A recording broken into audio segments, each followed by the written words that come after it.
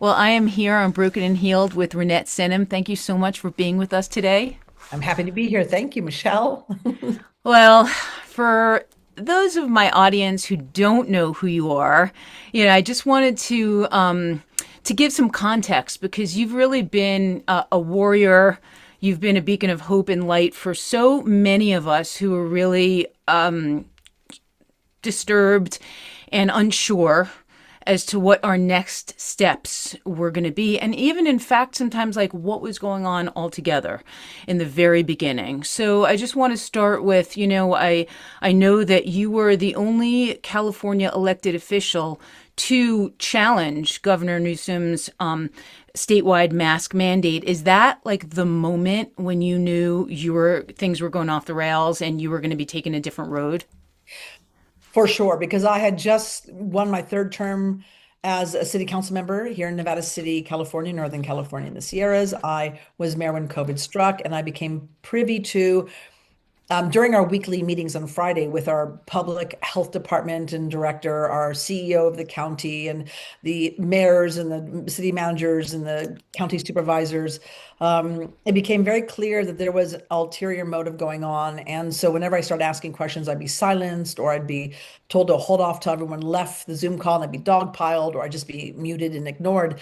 And that was not normal. That was by that time, it was 8 years of me being on the council and, more than 15 years of heavy, heavy community activism. And so I knew something was wrong. And so in July of 2020, when I'm ready to start my third term, was stepping down as mayor, ready to take my oath. And instead I read my resignation and said everybody was committing crimes against humanity. And so I took a very different role. And the reason why was because our town is very tiny. It's like 3,100. We're a sweet little hamlet.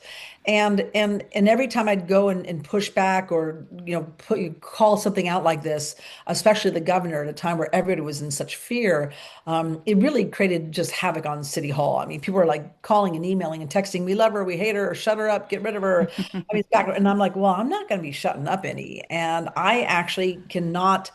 I knew better by then. I knew you can't own a restaurant as you're a public official because if you have an opinion, people try to boycott your restaurant.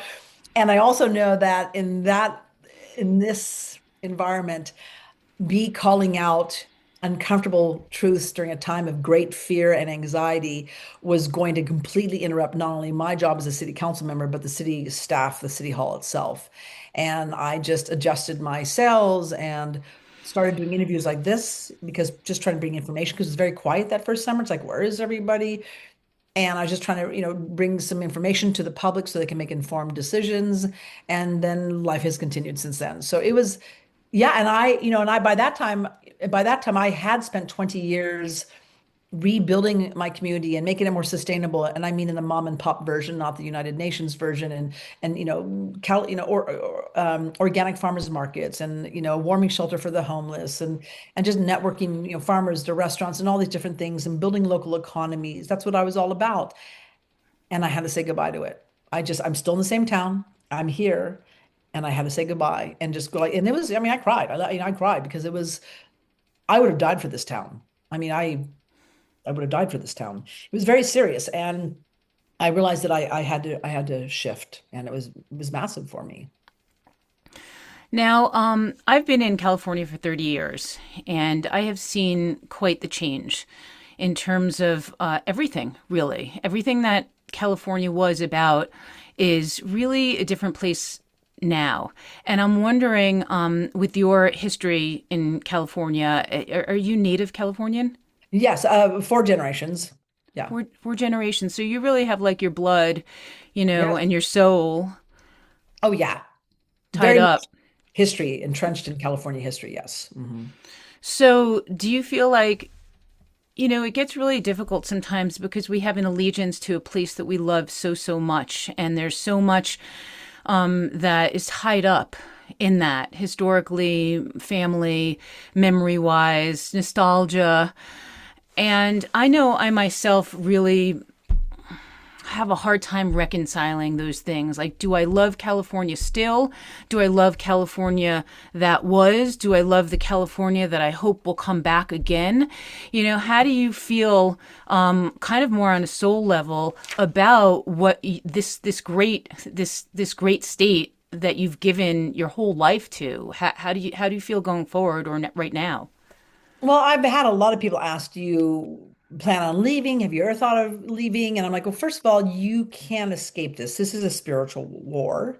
If it's not happening in your state, it will sooner or later if you don't stop it now. And for me, I could go to a different state where you're just not so much in the hot seat and you don't have a maniacal leader like Gavin Newsom. If you haven't figured that out yet, God bless you and good luck. But for me, I would have a really hard time living in Tennessee or Arizona or somewhere else. Like I'm a front lines kind of person. And if the changes are going to happen, they're going to happen here. And I would have a very, very difficult time to be somewhere else watching the insanity unfold as it is in California and feel completely powerless. And I don't feel completely powerless. This is kind of like we're in a reckoning right now where I was just on a podcast earlier. We are just talking about exhausting all avenues. It's like, Trump was going to save us and something else was going to save us, or this bill was going to save us, or a leader was going to save us. And now we're realizing, God, we're kind of running out of options. I'm like, finally, we're there.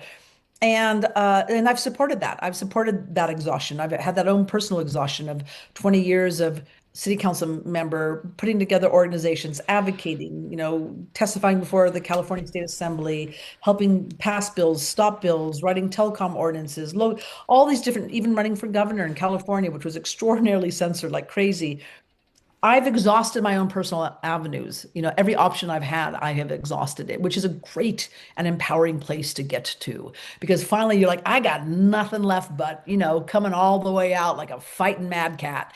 And that's where we as a society have got to get into that painted corner where we're like, we're fighting mad, and like hell or high wire, we're going to do this. And so you're really in this kind of tightrope walk as a society because you got to get to that point in order for people and just a majority, not even majority, but 3.5% active participation from the public, where you had that 3.5% tipping point where they're like, oh my gosh, it's us or nothing. It's like no one's going to come and save us. It's us.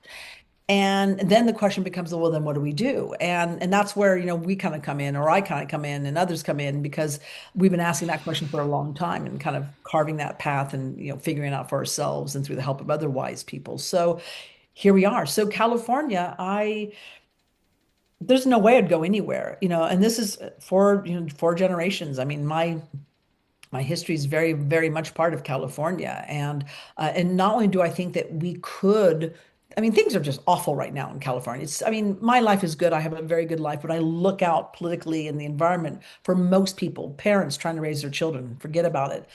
People struggling, just trying to keep their head above water financially, forget about it. These are the individuals who I'm like, you need to go. You need to leave. You need to go because it's not going to get better financially for a while, and your children are your children and your parenting of your children, they are at risk. So best to go. And that's what I would do if I were in those situations, but I'm not. So I'm here and I'm in, my hills are in. And in the end, I actually think that we can do a lot better. In the end, I think that we could have a real golden California. We talk about it, but it was never really that golden because of a lot of different things going on. And I actually think in the end that this all has had to happen. This is a spiritual war. It had to happen. It has to turn into a pressure cooker. It has to make people really ask, is this going to be the hill that I'm going to die on? And is it worth fighting for? Is my children's future worth fighting for? Wow. Well, when you talk about a hill to die on, and it seems like there have been many over the past 5 years, like every situation that came up was so dire and so worrisome in many ways. And we're at another crossroads right now, as your last post illustrated. And so it'd be good to really dive into that because I think that people certainly, I get it, get fatigued. They get overwhelmed with so many different hills to die on and so many different emergencies. And it becomes like paralysis. Like, Yes. how do I'm just one person, or like you said, I'm dealing with a child, or in California, we're dealing with, let's say, the highest rates of autism. We're dealing with so much chronic illness, dealing with the highest taxes, all of these other things that you mentioned that makes California a difficult place to be when you're negotiating family bills, things like that. So here we are, at yet another really trying place. Yeah. What what's happening? We've got the FCC trying to ram this 5G surveillance antennas through. I know for myself, I was living in Los Angeles in the beginning of COVID, and we would drive around and there'd be nobody out on the streets and nobody on the 10 except for crews all along the 405 and Glendale Boulevard Right? putting up all of these like towers and different structures. And we thought, this is weird. Yeah. Yeah. So let's talk about that. So, okay, we're gonna, if that's, we're gonna kind of digress for a moment so we can kind of get to today. When I was mayor, as I was talking about earlier, and we had our lockdown stay-at-home orders, I supported them at that point in time because I was, I'm a risk taker and I'm more on the edge, but as a elected official, you got to be a little bit more conservative, right? Because there's a lot more people that are invested in you. And so when the stay-at-home orders happened, I supported it as long as only for 2 weeks for us to like kind of get a grapple on what's going on. I had concerns about it continuing on as it did, but nonetheless, when we were locked down after quite a few nights, I started thinking to myself, well, so anything could be going on in the middle of the night, and we're not going to know because we're all locked in. And so I used to jump in my car and I drive around at 12 o'clock, 1, 2, 3, whatever, different times in my pajamas, just cruise around, see if there's anything interesting going on. And sure enough, I began to see, and I've had it confirmed with people in my community, in my region, around the world saying, yeah, same thing happened here. And what that was between the hours of 3 to like 5:30 in the deepest, darkest part of your sleep when you should be sleeping soundly, these utility trucks, just whole little small army of trucks would come rolling into town, and they take the little coil of broadband they had on one power pole and they extend it to the next power pole, and they do it again until 5:30 at night. In the morning, and then they'd leave and they'd disappear. And they did this night after night. And so they're quietly, silently, extending this broadband. And so I had gone to Daphne Talkover, who was an attorney for Children's Health Defense California. She was working in their 5G department. I knew her, and I said, "Hey, Daphne," I said, "the strange things happening." I explained to her what I'm seeing, and I said, "And also, by the way, reports all of our area of all these trucks coming into the schools and adding HVAC systems and air conditioning and blah blah blah." And I said, "But they're not. They're actual like broadband cables. And if it is broadband cables, why not just say that? Like, what's so nefarious about that? And why do you have to do this in the middle of the night?" Well, there's a couple reasons. One was, how is it that everybody's locked down except for these folks? And when I came out of that lockdown and I talked to people throughout the United States and around the world, because I began to interview people, I would say, "Hey, when you came out of lockdown, were there antennas everywhere?" They're like, "Oh my God, antennas and lines everywhere." I'm like, okay, I just have to say this as a former elected official. Do you have any idea how many years it had to have taken Right. to put together that kind of a program? From the designing the plans, getting the plans approved, to hiring, getting the funding, hiring, training, getting the supplies, the vehicles, everyone ready, having all of the hotels booked. I mean, the hotels, I'm like, why are hotels open? Why are the hotels open? What are these people doing working at the hotels? This is a lockdown. What are all these utility trucks going on? And it was the whole entire world. And without applications, without public review, without environmental impact, without any community or local authority involved whatsoever. And so there is no doubt that COVID, right, was a part of this, and this was a part of COVID. This was part of it. So what was it doing? It was quietly extending this framework, essentially, right? And it's always under the guise, which, by the way, I've supported in the past, of free, right, with efficient and broadband availability to every nook and cranny. So whether you're in the rural area or you're in the urban area, you have really good, accessible, abundant broadband, which is really good. That was the carrot. That's what they were selling us on. But what they weren't telling you was that was actually a framework to something more.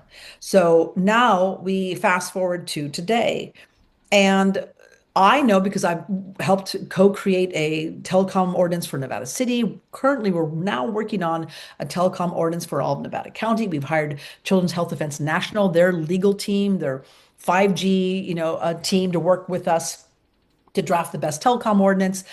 And I know there are just a few little threads of firewall of protection for ourselves. And that's like, setbacks or, no-go zones like schools or playgrounds, aesthetics, and what's called gap in service. So the way this goes, the telecoms have got to be able to prove that there is a gap in service. And if there's not a gap in service, you can send them packing, which we have numerous times.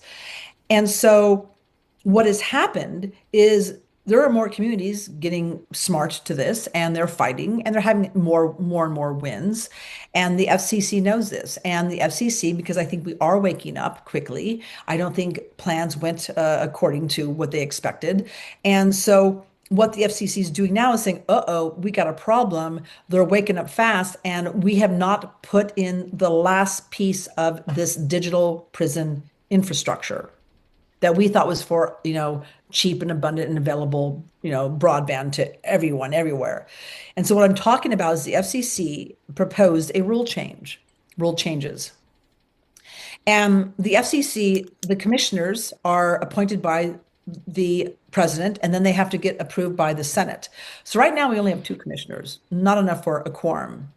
And so they need to get a third one. The third one's been appointed by the president, and now they have to be approved by the Senate, but we're in a government shutdown, so it's not happening right now. But once that happens, I can tell you right now, the FCC commissioners are going to approve these, or they're going to say yes to these rule changes. And then you've got like 30 days or 45 days of public comment. They're all industry insiders, right? This is a captured agency. There's not one commissioner who is fighting on behalf of the people, health, or the environment, period. Their job is to expand telecom to whatever extent they want to. So they're going to have this public comment. We're going to flood them. We have to. It's good to put it on a federal record. We're going to flood them with our public comments. And more than likely, they're going to approve it. It's going to be fought in court. So we know there's going to be certain entities and attorneys out there that are going to fight this in court. And when I interviewed last week the CHD team that we've been working with, which is Miriam Eckenfels and the incredible attorney, Scott McCullough, I asked Scott and I said, Scott, all right, when this goes to court, will we be able to get a stay? Which will basically say to the telecoms, you can't do anything. You can't roll anything out until this court decision is made. And he's like, highly unlikely. So I'm like, oh, so you mean to tell me that once the FCC approves this, even after there's an overwhelming amount of people saying no, no, no, no, no, right, in the public comment, that once this court proceeding begins, they can start rolling out the antennas everywhere. And he goes, yeah, and they want to roll it out every 700 feet. They want 750 feet, they want an antenna. Cal Washington of Empower Movement's like, no, it's going to be more like 400 feet. There's going to be an antenna every 400 feet everywhere. From your rural little towns to your mountain towns, to the cities, to the beaches, to the national and state parks, they're going to be everywhere. Why is that important to the system?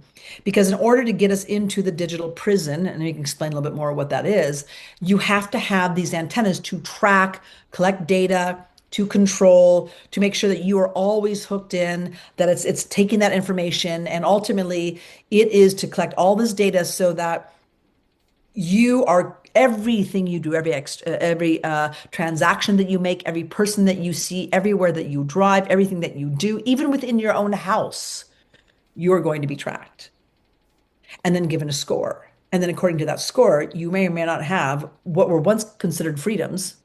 You're going to may or may not get your privileges.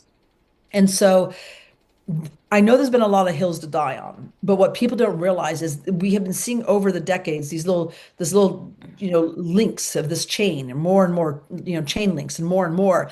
This is the last chain link, right, in your chains of slavery, of enslavement. And in order for your cell phones to work as your tracking device, for the digital prison to work, for the social credit system that we're seeing just exploding throughout China and now going on in all these other countries, Europe and Mexico and Asia and the UK. We now have UK residents who've been informed that when you go back to work this Monday, You have got to sign up for your digital ID or you've lost your job. And then you have people like the prime minister saying, oh no, we're not forcing you. It's all an option. Just like COVID was an option, the shots. You don't have to wear your mask. You don't have to get a shot, but you're going to lose your job. You can't go into stores. You're going to be targeted. You can't go on planes. You can't go in the theater. You can't go in the restaurant. You can't have a social life. You're going to be ostracized, but you still have a choice. And that's what they're going to be doing with a digital ID. The only way it can work is if all those antennas are in place. And that is the last of the framework of the digital cage. I know that this is probably a naive question, but don't we have allies? Weren't we supposed to have allies in the administration? Wasn't that the premise, really, of the entire election? Was based on medical freedom, bodily sovereignty, freedom of speech, going after the big tech for censorship, it's etc. And it sounds to me like, from what we're talking about, which is pretty critical. It's a critical piece to either ensure that we go in one direction or another. This is it sounds like the linchpin. It is. It's a linchpin. And so we were given false promises, and everything we've seen from immediately the Pfizer heads being in the Oval Office right after Trump's win, to the war in Ukraine, the continued war, to kissing the foot of the state of Israel and allowing the democide to continue in Gaza, to now we're invading Venezuela when they're not even the drug traffickers. It's coming through China and Mexico. It's not, it's not Venezuela, but they have the oil, to the biomedical investments, where basically you're going to be all with a little whatever, a chip or this and that, and we're going to be connected, and they'll have all your medical everything, to fast tracking digital ID and rolling out more 5G, and really being in bed with Silicon Valley and the worst of the worst minds, the evil minds. And so I think people are really realizing, holy cow, we thought Trump was going to come to save us, and we're still out here on our own. I'm like, we've always been out on our own. But nonetheless, it had to get here. And I was talking about this earlier. It's like you have to exhaust all avenues before you realize, oh my gosh, it's me, it's you, it's us. We're the ones we've been waiting for, and we're gonna have to fight like mad to get this back. And because I know I'm an activist. I mean, people say you're a former politician, but I'm not. I'm an activist who is in politics. But I know for a fact that if the revolution is going to happen, if there's going to be a revolution, in order to get the buy-in from the people, you have to exhaust all avenues. Otherwise, people will say, well, did you try this? Did you try that? And if you didn't, well, we really shouldn't be going out there in the streets. And, but if all of us know and we feel like, oh my gosh, we've exhausted all avenues, and this is our last straw of hope, here was, Trump or whoever, the administration, and they let us down. It's like, finally, we've arrived. And then what does that look like? Well, first of all, it's really important not to feed the beast. And the beast is the military industrial complex, which it likes violence. It wants violence.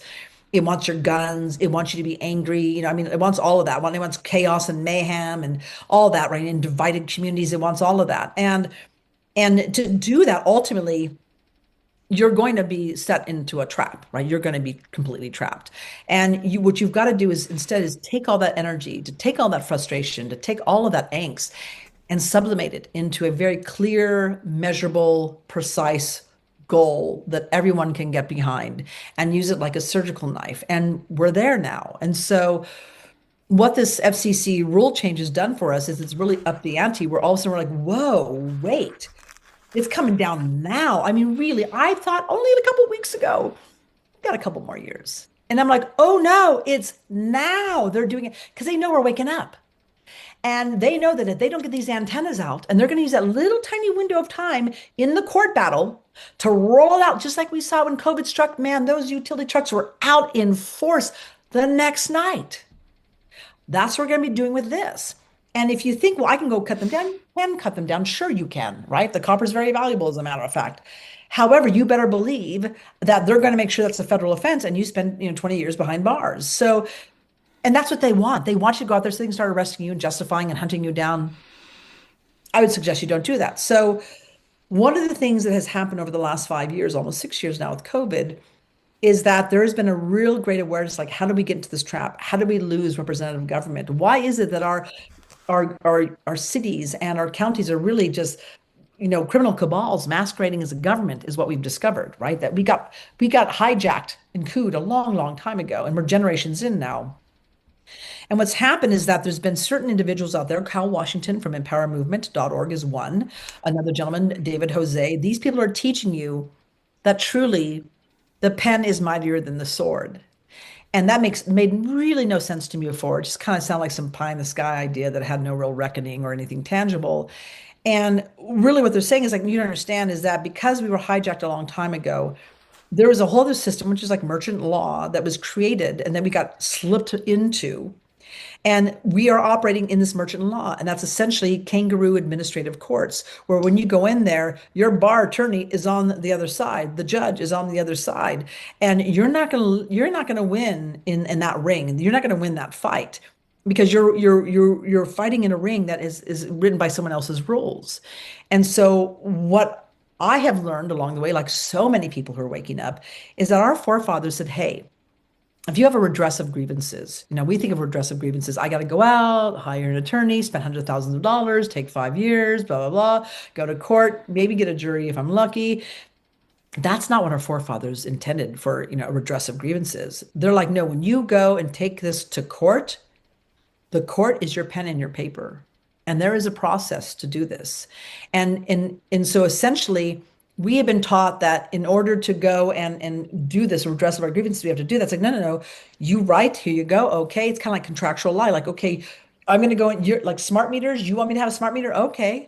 All right. This is a contractual. I agree to your contract. I'll have your smart meter. But now that we're in contract, some questions for you. Can you prove this is not harmful? Can you prove this? Can you prove that? Well, guess what? They're not going to get back to you. They're not going to respond to you because they can't prove that those things are not causing harm. And how laws have gotten inverted today, health laws, regulations, and environmental, is that we now have to prove to the courts that harm has been made, harm has been done, and we're injured, right? Like after the fact. That's really great. Hmm. So it's inverted. Like we have to prove the harm has been done, whereas really, if you want me to go in contract with you, and if you're going to do this to me, okay, I'm okay, I'll do it. But you now have to respond to my questions and prove to me that harm is not going to be done. And you will be met with silence because they can't. And once you do this, you can do this once, you can do this twice, you can do it 3 times, like send off like, hello, hello. And each time you do that, you're just building your case more and more. And then what you do is you take that, because that's essentially their admittance. They are admitting that no, they can't prove that they're not doing harm. And then you go to court. But when you go to court, you might be in that kangaroo administrative court, but you don't speak their language. You don't speak the merchant law language. You speak the original language that our forefathers set forth for us to figure out our disputes. And that is a history that has been lost in the education system, history classes and legal schools, law schools and so on. They don't teach that any longer because that is the most empowering. And it does not require hundreds of thousands of dollars. It does not require a bar attorney, which is, from the Crown of England. Does not, include a kangaroo court that's not even a real court, administrative. It's like the pen and the paper. That's all you need, and that's what our forefathers wrote. And we are now realizing that. So what we're doing, and I can't get into too many details, is we are drafting something to send off to certain individuals to say, okay, you want to play this game, we'll play it. But you're going to have to do this and do this and do that. You can't cause harm. And if you can't respond this way, then essentially this is what's going to happen. And I have to be a bit cryptic, but as an elected official, I can tell you this much. A lot of people, including elected officials, think that they're protected in their seats, right? Their elected positions. And if you all have a lawsuit like the city or the county, yeah, everybody has a bond and stuff like that. And so that bond will kind of pay for like attorney fees, but it doesn't go that far actually. But what people don't realize is elected officials are protected until they commit a crime, until they're doing something criminal and illegal. And then they're not protected in that seat any longer. So what we're doing is we're taking our pen and paper and we're constructing certain language to say, okay, you want to do this, you can go ahead and do this to us. You can have the FCC do this and tell the telecom to expand this stuff. But you've got to prove to me blah, blah, blah. And you've got to ensure blah, blah, blah. And if you can't, this is no longer we're coming after you in your seat and we're going to vote you out. We're going to make you personally liable. So when we hear the words, you're going to own nothing and be happy, well, I have to say to all of you that you're going to own nothing and you're going to see how happy you're going to be. And that is a game changer. And so that is what we're establishing right now. And when I say to people, I'm kind of cryptic because we've got a lot of pieces in together. I've been strategizing with amazing people I've known for years, different perspectives. What's the political arena? What's the climate? What's the target? How do you do it? And we're going to lay out a call to action that's very clear, very concise. It's going to be as easy as it can ever get to revolt. And power, our numbers are our power. So the more numbers, the better. Like you guys, if you're not willing to go do this and do like a certified mail, right? Like pay for a certification, then you don't deserve a free world. If you can't go out and do this, like sign on the dotted line, blah, blah, blah, do and follow our instructions, then I don't think you deserve a free future. So that is what we're doing right now. So on my Reinette Senum's Foghorn Express .substack.com, I'm on Substack. I'll have a new tab called a hill to die on, and that hill to die on will continue to be like volume one, two, three. Just recorded volume three today, and that is like, okay, we're gonna give you the backstory, we're gonna give you the history, we're gonna give you the why, and then we're gonna give you the how, we're gonna give you the follow through, and we're here now because you have to know the cavalry's not going to come and save us. And there is a mass awakening. The powers that be understand that. That's why they're moving so quickly. But within that quick response of theirs, they're getting sloppy and they've opened up a little tiny door for us. A little Achilles heel has now appeared. And that is this little span right there where the FCC intends to have the telecoms roll out their antennas everywhere. And this is where and how and when we're gonna actually strike. Well, I mean, that's really inspiring.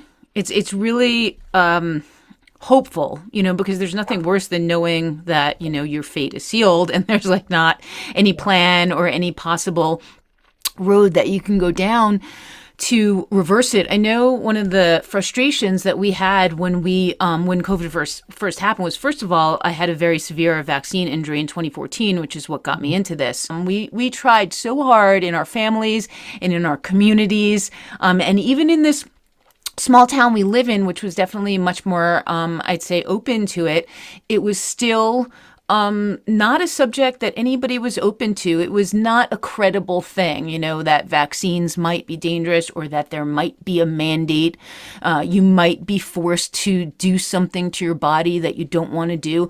And so the same thing I noticed was happening in terms of 5G. There were people who were getting on like local community Facebook page and there were fights and people were like, are you crazy? The reason why they have to be so close together is that 5G doesn't really work that well. And so that's why it has to be the antennas have to be so close. And what are you talking about? And this is a mountain town and we have to do things this way. And so there was I think that there's been an opening over the past 5 years and definitely more of an awakening. But I guess my question to you is like, do you think from where you're sitting, we have a raised enough and up-leveled enough consciousness that we actually can get people to sit down and write their things and go to the post office and do just the bare minimum, like you said, just the bare minimum to help themselves? Do we have that consciousness? I think so. And this is the thing is that you don't need the majority of people, folks. I mean, I think we're like, oh my God, I got to convince everybody, my neighbor and my aunt and my uncle and my cousins and we need everyone. I mean, it's like, no, the history will tell you that any civil war, any suffrage movement, any civil rights, anything, all it took for a win was 3.5% of active participation from the public. 3.5%. We're there. We have 3.5% right now in America. Now, what could stop people is if like, oh, you need to do this, but it's going to cost you a lot of money, or you've got to do this and it's going to be real cost. But we're avoiding that. We're not doing that whatsoever. And so we're just making it really easy. So when people find out that, hey, what I have to do is not that difficult, it might cost me a few bucks, like maybe like a certified letter kind of thing, and it wallops a punch. I mean, it packs a punch. Like if this is like now we're talking. It's not like, well, maybe I'll kick you in the shin. It's like, oh no, no, no. oh no, we're fire for fire here. We're gonna do equal. And we're turning the tables on them. And that gets people excited because what happens is that is okay, I guess I'll vote again.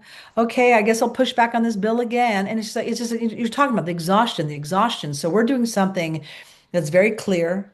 It's historically accurate. It pulls up upon our constitutional foundational rights. And it's a teachable moment where we not only be inspiring people into motivation, like, wait, it's that relatively simple.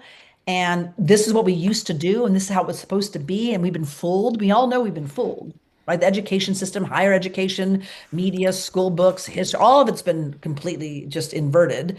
And when people find out that we can really strike at the heart of this matter, like not just like kind of go after and attack something ethereal, but like, no, go after the people personally who are making these decisions that continuously cause harm over and over and over again. People kind of get excited about that. They get excited about that. Yeah, well, you're talking about.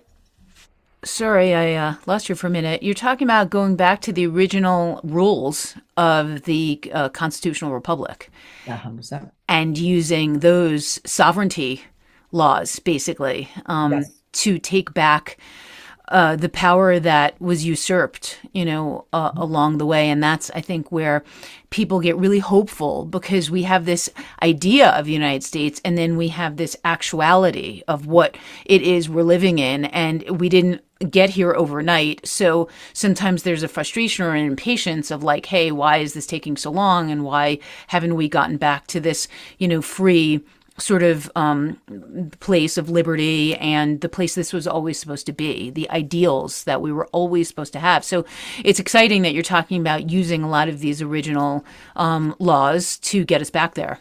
Right. And contractual law is used on us all the time. Like you get an app, you download an app, and there's a contract you're signing, and there's like, oh, we're gonna take your data, we're gonna take all your addresses, we're gonna take your photographs. I mean, like you just signed that contract. Contractual law supersedes constitutional law, by the way. When you sign a contract, Right. yeah, it's serious, right? I mean, your constitutional rights don't matter because you signed a contract. So what happens is that we're off there signing contracts, but what's also happening is that when somebody or something out there does something to us, they do it to us. And if we don't say something, if we don't push back, if we don't fight, if we just stay silent, that is our tacit agreement, our contractual agreement, like it's okay. It's okay. And we've been silent because we don't know contract law. We didn't know our silence is essentially us saying yes. And so what we're doing though is we're going into that contractual law realm saying, okay, all right, you want to deploy these things? All right, we're in contract. You want to force this down my throat? Okay, we're in contract. I'm game. And you're not threatening, you're just in contract law. And you're saying, okay, then you must prove this. And if you can't prove this, this is the penalty. We set the penalty. Like day by day, we set the penalty. And unless you can prove that you're not causing this and that, or you're doing this or this, which is unconstitutional or causing harm, then it's going to cost you. And this is the contract. You're the one who put us into it, and we're just responding, which is contractual. You go back and forth. That's contractual law. So you're turning the tables on them. And this is what they have been using against us. But we've never really thought the vast majority of Americans, there's individuals out there I've been learning from who do know how to do this.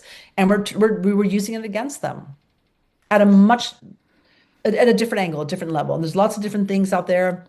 Cal Washington's Empower Movement.org is phenomenal. They do a lot of stuff against the shots and 5G and geoengineering and smart meters and so on. And another guy, David Jose, is doing great work. And what I'm doing is, well, what I've put together, and I've gone out there and sought out the people to assist me with this, is putting together a document to basically be this call to action. And it's like, okay, we're in contract with you, but if you're going to do this, you got to do that, and if you don't, then the contract is broken. And if it's not going to be broken because you're going to keep doing what you want, then this is how much it's going to cost you every day. Do you think that there's a place or a way where police could be enforced? Like, could there be something that was overridden, say like, hey, you haven't complied, or you've cut this down, or Well, we're if gonna. you're cutting something down, see, that's the thing. They want you to do that kind of stuff, right? Because then they want you to go out there and like get into the streets and start doing this stuff. But when you just leave it to the pen and the paper and you're fighting it out through correspondence, kind of hard to come arrest somebody. And Right. if you do, and you go into the court, you go into the court, but you don't play by their rules, which is essentially merchant law, which was for Right. the elites, And so you're like, okay, I'll go into your court, but I'm not playing by your rules. I'm playing by the original rules. And once you start speaking that language and that terminology, the judges are like, oh no, they're screwed. They're screwed. So what's the time frame on this? I heard you say in one of your posts, like they might, potentially start to roll this out like beginning of 2026. Oh, yeah. So talking to Scott, I asked him, I said, well, like, how long is it going to take? Blah, blah, blah. He's like, well, once the government reopens, they'll appoint this commissioner. It'll have like 30 days, maybe 40 max. And as soon as that public comment closes and they give us the decision, then they file like immediately. But it's within that filing, right? In that period, like once they give the okay, even if you file in the court and you try to get a stay from the attorney, from the judge, which is Scott said, it's highly unlikely because this isn't what they want, right? I mean, even the judge is in on it. They're like, oh no, sorry, no stay. And it's that little tiny window of time during that court battle. It could be a few weeks, it could be a few months. I don't know. They might stall that they're going to just start ramrodding because once they get those antennas in, that is the last piece of the digital cage. And it is a race to the finish line. And we are here now.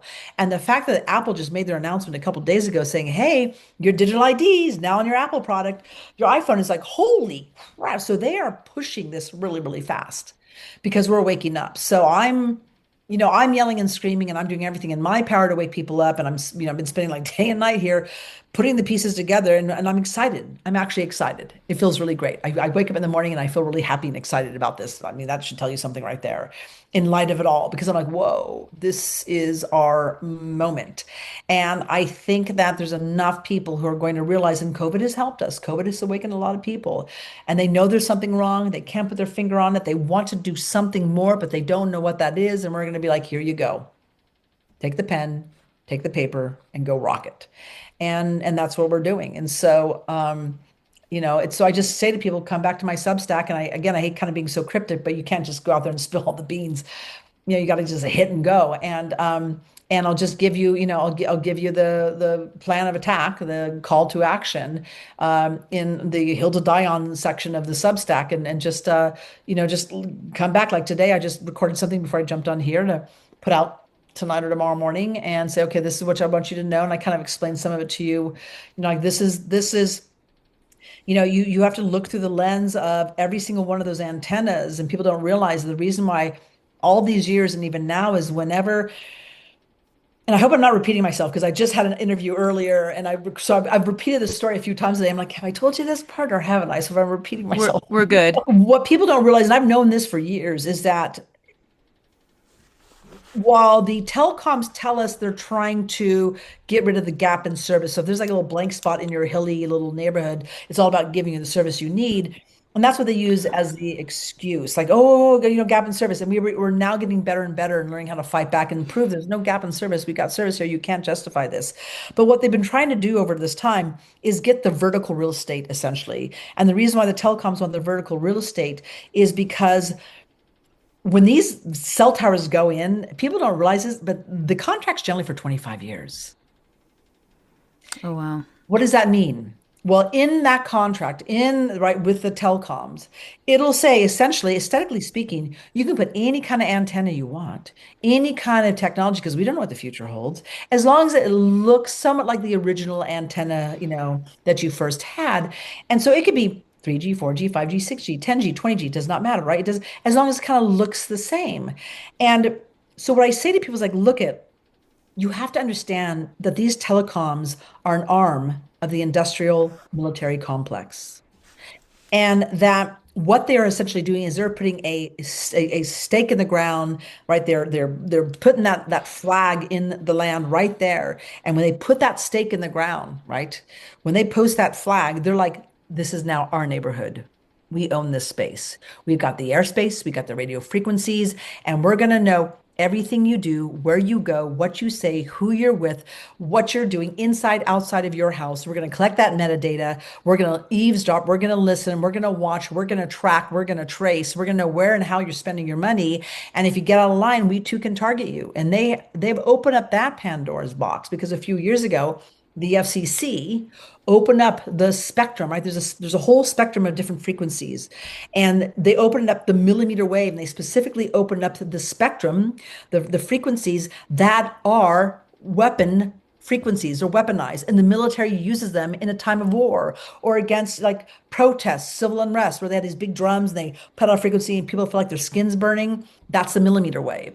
And so, why would the FCC allow the telecoms to be able to deploy a military grade frequency that can target and kill, which, by the way, 5G is very different than 3 and 4 for a variety of different reasons. And one of them is those antennas literally will pin and actually track an individual. It's before it's just like it just kind of puts out a signal, your phone picks it up like no, this thing is it just zones in on you and it will track you and it can kill you. I mean, this is, I'll give you an example. I had during COVID, someone stay here because she was having a difficult time where she was. And she was a former Air Force flight surgeon, worked with the Department of Homeland Security and NSA. And she told me that when she was in Iraq fighting, they were using the millimeter wave. And they would fly over farmlands and ranches and mountainsides, and they'd shoot down a millimeter wave, millimeter frequency. And what would happen was, in fact, in 1991, there's a very famous story where they used the millimeter wave and they put the voice of Allah into the heads of the soldiers and the farmers and so on and Allah was telling them to drop their weapons and they did, and to turn themselves in and they did. And like, look what we just did. We just put the voice of Allah into their heads and boom, they just walked, they walked themselves in and turned themselves in. Crazy. So what she told me was what they were doing is they were actually using the millimeter wave to fry their brains. So they would just drop, and then the military would walk in by foot, and if there was any motion, they'd just shoot them dead.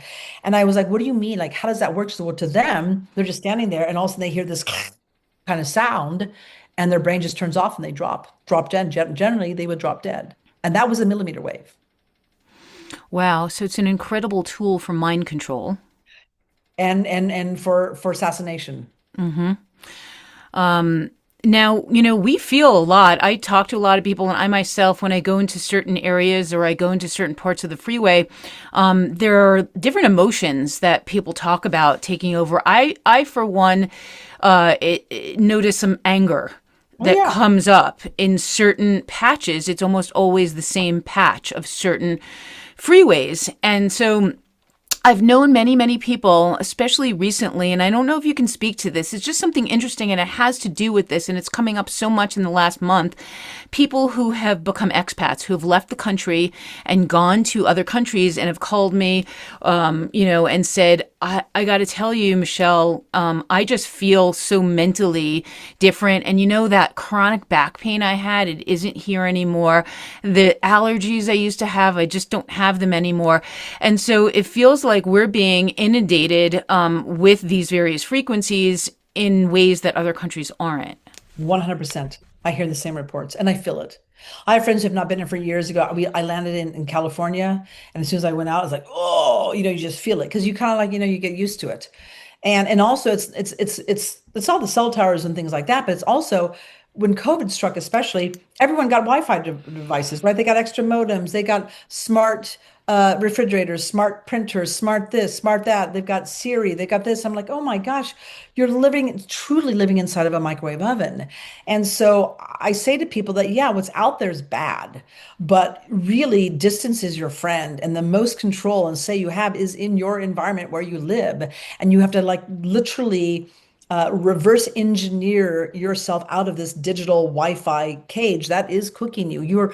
Folks, we're bioelectric beings.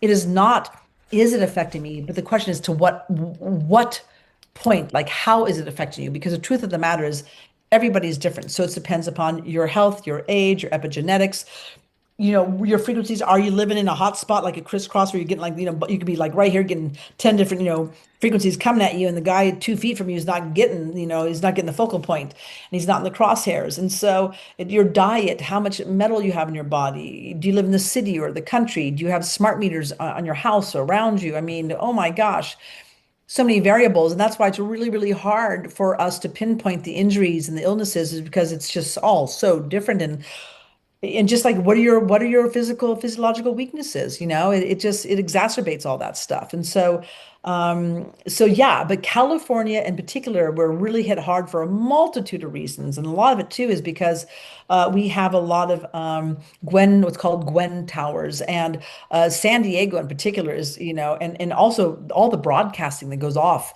in LA, like Hollywood and radio stations in the Bay Area. I mean, these are things that are really doing a number on California in general, in the West Coast. Yeah, Well, real quick, while I have you, I'd love to talk to you about a subject that's near and dear to my heart, which is chemtrails.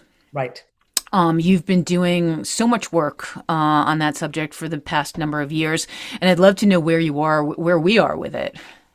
Well, it's interesting because I've been fighting against this for almost 20 years. And then a few years ago, almost 3 years ago, we had a catastrophic snowfall here in the Sierras, and it was like a war zone afterwards. And so I decided that COVID was kind of off my doorstep for the most part.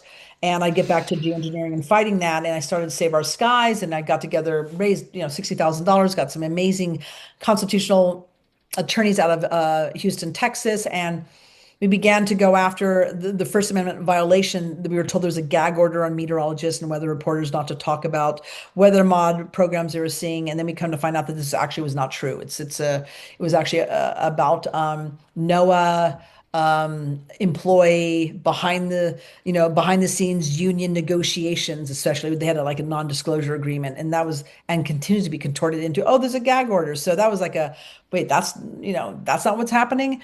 So this started with that. And then what happened was when I started to step back further to see, well, what's really going on here? What's happening in our skies? I come to find out, and I'm going to just cut to the chase here. And this is going to be really upsetting to a lot of people who have been believing the narrative that I certainly believed for a long time. And that is there's actually two very different things going on in the skies over our heads. And right now, when I saw the anti-geoengineering legislation going on in the States, by that time I kind of knew it was going to be happening and expected us to be where we are now. And that is that they're addressing, saying no more geoengineering, no more weather modification, no cloud seeding, no, nothing from the state, no more weather mod programs here. That's great. But the state only has control, 400 feet above the ground. And then after that, it's like, it's the FAA, it's the EPA with like the Clean Air Act. And so what we found out was that yeah, they're going after the weather modification through the geoengineering legislation. However, what they don't understand is that we have been led to believe that the crisscrosses in the sky we see are the weather modification programs, and they're not. They really are commercial aviation. And the only time you see those streaks is when the atmospheric conditions are just right. And shockingly, it's only like 2 to 5% of the planes that are showing persistent contrails that continue to spread and spread and spread. And why does this matter? Well, the anti-geoengineering legislation that's passed now in 26 states, these states are still seeing streaks in the sky. And they're like, why are we seeing streaks in the sky? We banned this because you're conflating two different things. One is weather modification, like stratospheric aerosol injection, like solar radiation management, but this is the thing. You have the troposphere, goes up to maybe like 40,000 feet, and that fluctuates where you are in the season in the earth, say 40,000 feet. That's where most commercial aviation takes place. The stratospheric aerosol injection, all that, the weather modification programs, except for cloud seeding, which is done with Cessnas down here, that happens in the stratosphere. The stratosphere is very warm, very dry. Down where the planes fly, that is where you have rivers of moisture and extreme cold and particulate matter. And when you have those things, that turns into a cloud. And so when you have planes flying through a super saturated area where it's extremely cold and lots of moisture, it will leave a persistent contrail. Well, it ends up that what I found out quite a few months ago is that I always thought, oh, okay, so there's geoengineering going on, and sometimes it's commercial aviation, other times it's, these weather modification programs. I come to find out, like, no, Reinette, the weather modification programs are happening in the stratosphere, which you cannot see with the naked eye. Okay, that's a lot to unpack. So the crisscross that we see all the time that makes us totally crazy is not what we think it is, although it does seem like it's happening, never happened back in the 70s or There's 80s. there's a huge reason why. There's a multitude of reasons why. First of all, they changed the jet fuel back in the mid 1990s. And this is NATO. They have, certain additives and this and that, and they changed it. It's called a single-use fuel. So it could be used for tanks or helicopters or commercial or jets, military jets, whatever. They changed it, which is much more prone to persistent contrails, those streaks in the sky. There's that. Next thing is they went from low bypass turbofan engines to high bypass turbofan engines.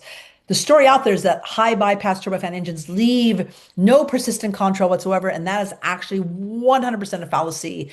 Ends up they do because they leave behind a very cold condensation, which is more than likely going to set up a persistent contrail that you're going to see if the atmospheric conditions are just right. Lastly, the other thing that, well, there's two other things that happened, was that in the same period, that mid to late 1990s, cheap and abundant tickets became available. So all of a sudden, everybody was flying. Well, you know how many flights we have per year now, approximately? No. 50 million. Wow. And 80% of those flights are in the Northern Hemisphere. And so what we realized is when the anti-geoengineering legislation was happening, we found out that the states do not have any control over 400 feet above the ground. And we also found out that the last time the EPA actually dealt with persistent contrails or commercial aviation was when the Clean Air Act originated in 1963. And the EPA responded because it's like, less than a million flights back then. Like, oh, yeah, it's not good, but, it's just the cost of doing business.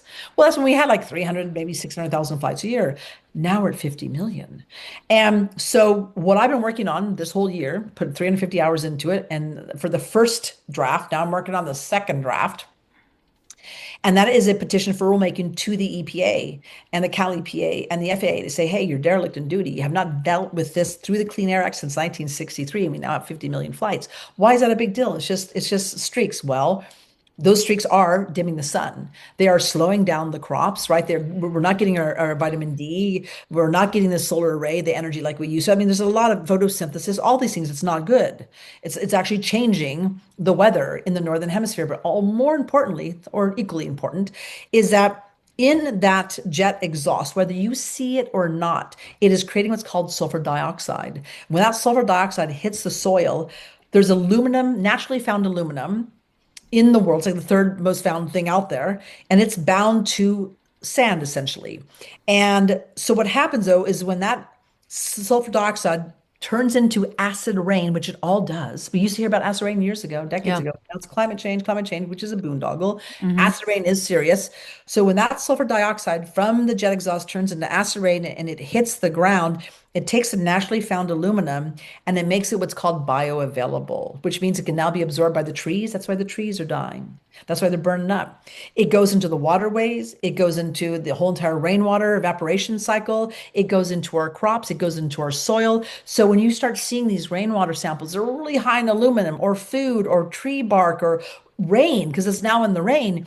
It's because the acid rain is making that aluminum that otherwise would stick in the ground and not get absorbed by anything and be locked in, and it's unlocking it. So, but the weather modification and the chemicals that are being sprayed, they're happening out in the stratosphere, right? They're Oh, happening far too high for us to see, but are they still getting down to oh the yeah. to the soil and the crops? So this is the thing. So in the troposphere, most of commercial aviation is happening, though private jets are flying up in the stratosphere. Why? Because in the troposphere, you've got all this wind, you got the trade winds, you got moisture, you got clouds, you got storm, you got turbulence, all these things. And so the stuff in there, it gets rained out as soon as it hits a rainstorm, or after, a few days or a few weeks, all that particulate matter, the soot, the heavy metals, there are heavy metals in the lubricants of the planes and things like that, that will slowly work its way to the ground. Now, the reason also why they're doing the weather modification programs in the stratosphere is because you don't have weather. It doesn't exist. And in fact, it's warmer up there than it is down below. And that's why a lot of the jet sets are flying up there for, better mileage. But what happens is that it's warm up there and it's calm because that's where the ozone layer is, and it acts like a blanket, and the sun's rays hits that ozone layer, and that ozone layer actually warms up the stratosphere, and it's very dry, relatively speaking. It's very warm, it's very calm. And so you don't have the extreme cold, you don't have any of the moisture to create the persistent contrails. So when they do their programs, they do it up there, not just because you don't see it, but more importantly, it'll last 2, 3, 4 years. It stays up there for years. So if you're going to do a program, you're going to do it up in the stratosphere. Why? Because you get a bigger bang for your buck. It's going to last a lot longer. You do something down here, like, for instance, cloud seeding, and you do it right before a storm comes in. The storm comes in, you get maybe an extra 10, 15%, because what you're doing is you're shooting up like almost like seeds that will allow the moisture to freeze onto the particulate matter, which creates a cloud. In fact, when I believe the other narrative, always when the storm was coming in, I'm like, oh my God, they're spraying us again. Here comes a storm. They're going to spray us. It's going to rain out and blah, blah, blah. Well, ends up, I found out from meteorologists that Reinette, no, when a storm and clouds are coming in, there's always an invisible band before it of moisture, of a super saturated area, but it's not enough to see a cloud. It's just really moist. But when you have planes flying through that before a storm comes in, you're more than likely, if it's cold enough, you're going to get the streaks.